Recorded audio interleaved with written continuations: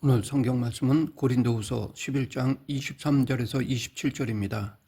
바울은 좋은 가문에 태어난 정통 유대인으로서 당대 최고의 유명한 가말리엘의 문화에서 교육을 받은 바리새인이자 로마 시민권자였습니다. 유대교에 대한 열정이 뜨거웠던 그는 예수 믿는 자들을 이단이라고 간주하고 그들을 찾아다니면서 감옥에 잡아넣는 일에 앞장섰습니다. 그러다가 저 멀리 다메섹의 여러 회당에 가져갈 공문을 요청했고, 그런데 다메섹으로 가던 중 하늘로부터 내려오는 예수님의 음성을 듣고 극적인 회심을 경험하게 되었습니다. 사울아 사울아 내가 어찌하여 나를 박해하느냐? 주여 누구시니이까? 나는 내가 박해하는 예수라. 바울은 직접 나타나신 예수님을 뵙고 나서 드디어 그분이 메시아이심을 알게 되었습니다.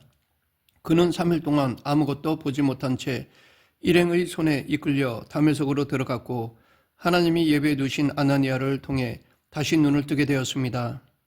이제 바울은 육신의 눈뿐 아니라 영의 눈도 뜨여서 이방인들에게 예수 그리스도를 전하는 사도가 되었습니다. 예수 그리스도를 핍박하던 자가 도리어 예수 그리스도의 복음을 전하는 자가 되었는데 그를 막을 자가 아무도 없었습니다. 다메섹 사건 이후 바울은 그전까지와는 전혀 다른 삶을 살기 시작하였습니다. 이것이 사도 바울의 사역의 출발점입니다. 다메섹 사건을 보면 혹자는 나에게는 왜 이런 기회가 없는가? 나도 바울처럼 예수님을 생생하게 만나는 체험을 했더라면 잘 믿을 텐데 하며 불평할지 모릅니다. 그러나 바울이 예수님을 직접 만나 사명을 받은 것이나 우리가 성경을 통해 사명을 받은 것이나 매 한 가지입니다. 굳이 다른 점을 찾자면 음성으로 들었는가 글로 보았는가의 차이일 뿐입니다. 이 둘 다 하나님이 우리에게 말씀하시는 방법입니다. 특별한 경험을 못하였기에 가만히 있을 수밖에 없다고 우길 것이 아니라 말씀과 기도를 통해 각자가 바울 사도처럼 예수님의 명령을 받았으면 그분의 뜻에 순종하며 나가면 됩니다. 믿는 자라면 누구에게나 예외 없이 제자 삼으라는 사명과 의의 무기로 자신을 하나님께 드리라는 명령이 주어졌습니다. 그래도 극적으로 예수님을 만난 경험이 없기 때문에 부족함을 느낀다면 대신 하나님과 더 깊은 교제를 나눔으로 그분의 임재와 감동을 채워 나가면 됩니다. 경건의 시간을 놓치지 말고 말씀 묵상하는 일과 기도에 더욱 힘써야 할 것입니다. 바울은 회심 이후 온 천하를 다니면서 복음의 기쁜 소식을 전하기 시작하였습니다. 그는 사람들의 구원을 위해 온 마음과 목숨을 다해 자신을 불태웠습니다. 바울은 죄로 인해 진노를 받을 수밖에 없는 사람들에게 복음을 전하기 위해서라면 자기는 어떻게 되든 상관없었습니다. 오직 예수님만 높이고 예수님을 알리는 일만이 그를 살게 하는 유일한 소망이었습니다. 그 누구도 어떤 장벽도 그를 막지 못하였습니다. 그는 한 영혼이라도 더 구원받기 위해 자존심도 버리고 여러 사람에게 여러 모습이 되었으며 애당초 사람들의 인정을 구하지도 않았습니다. 앞날에 아무런 대안이 없었지만 전혀 걱정하거나 신경 쓰지 않았습니다. 그는 헐벗고 굶주리고 오해를 받고 비방을 받아도 예수님을 전하기만 하면 대만족이었습니다. 예수님을 제대로 만난 자라면 바울 같은 열심을 낼 수 있어야 합니다. 예수님을 위해 자신의 생을 기꺼이 드려야 합니다. 그러면 사도 바울 말고 초대교회 성도들은 어떻게 복음을 위해 자신의 생을 불태울 수 있었을까요? 허드슨 테일러, 드와이트 무디, 빌리 그레엄 같은 열정적인 복음 전도자들, 오늘날의 수많은 선교사와 전도자들은 다 여건이 갖추어져서 헌신한 것일까요? 예수님은 복음을 전하라는 명령을 주셨는데 주님의 음성을 직접 듣지 못했다고 간과해 버린다면 그런 사람이야말로 예수님이 책망하신 뜨겁지도 않고 차지도 않은 사람입니다. 우리가 시급히 할 일은 주님의 음성을 새로 듣는 것이 아니라 오직 회개하고 복음이 필요한 곳이라면 어디든지 자원하여 자신의 삶을 던지는 것입니다. 바울은 복음을 전하면 전할수록 고난을 많이 받았습니다. 이것이 공식입니다. 회심 후 바울은 즉각적으로 다메섹 회당에서 예수님이 하나님의 아들이심을 전파하였습니다. 그러다 이 일로 유대인들이 죽이려 하자 제자들의 도움으로 밤에 몰래 광주리를 타고 성벽으로 내려가 도망쳤습니다. 비시디아 안디옥에서는 온 시민이 바울의 말을 들으려고 모이자 시기심에 가득 찬 유대인들이 바울을 박해하여 쫓아냈습니다.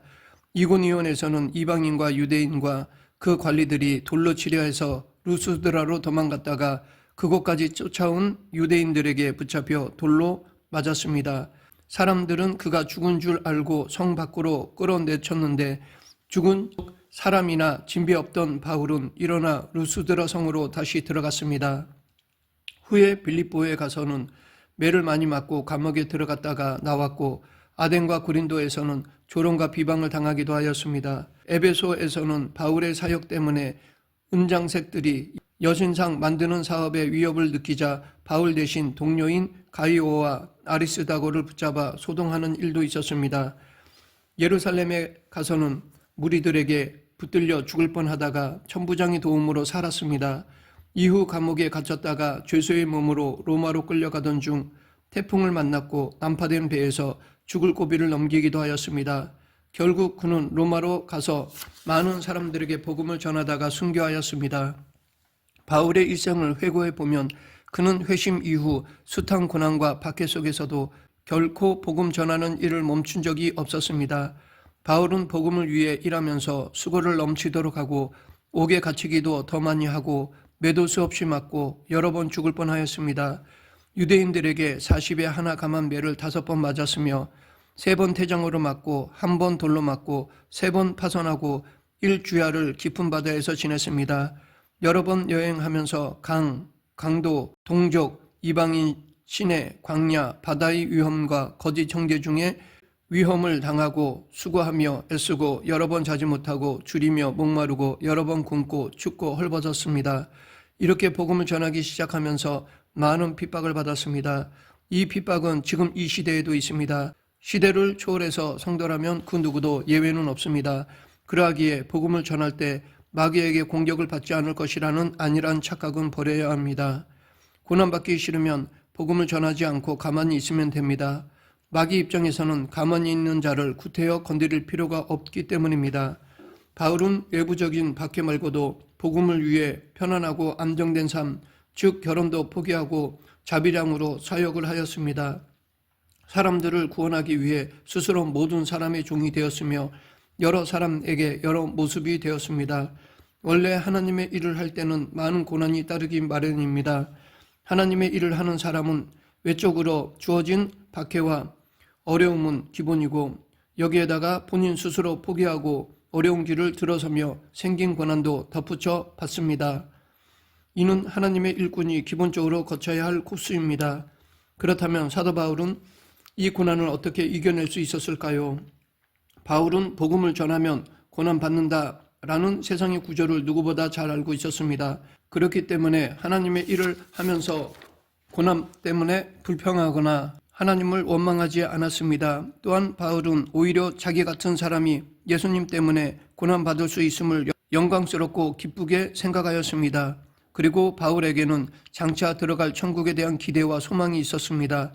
현재의 고난은 장차 우리에게 나타날 영광과 비교할 수 없음을 사도 바울은 깊이 인식하고 있었습니다. 고난을 당하면 하나님과 더 깊이 교제하게 되며 상대적으로 죄 지을 시간이 부족해 삶이 거룩해집니다. 또한 고난과 역경을 해결해 주시는 하나님의 능력을 삶에서 실제로 체험하게 됩니다.